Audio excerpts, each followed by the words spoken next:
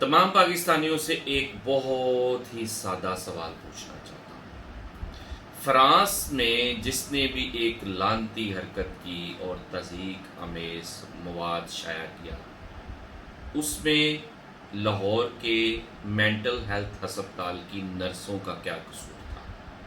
وہاں پر جو اندر چرچ ہے اس کا کیا قصور تھا کہ وہاں پر نرسوں اور دیگر طبی عملے نے اندر جا کر یہ مطالبہ کیا کہ چرچ ختم کر کے جو تمام مسیحی عملہ ہے وہ اسلام قبول کر لے، نہیں تو توہین مذہب کے پرچے جو ہیں وہ درج کروائے جائیں گے۔ یہ بہت ہی خطرناک صورتحال بنتی جا رہی ہے۔ کراچی میں تابیتا گل کے خلاف توہین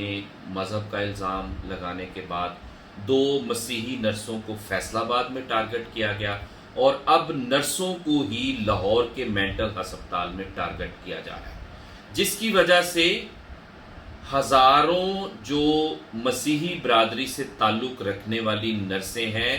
جن کی خدمات قیام پاکستان سے لے کر آج تک کسی سے ڈھکی چھپی نہیں ہے، وہ ڈر، خوف اور اضطراب کی کیفیت میں ہے کہ ان کے ساتھ کسی وقت بھی کچھ ہو سکتا ہے۔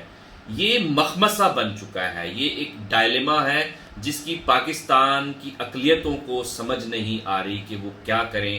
بولیں تو غدار کہلاتے ہیں، چپ رہیں تو اذیت بڑھتی جاتی ہے، اور اگر حکمرانوں کو پکاریں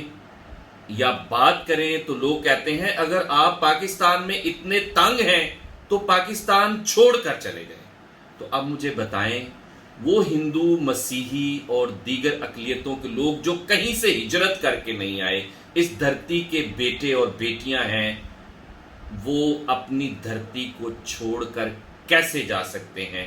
ریاست پاکستان اور پاکستان میں اکثریت سے تعلق رکھنے والے لوگ آج اقلیتوں کو بتائیں کہ ان کو کیا کرنا چاہیے۔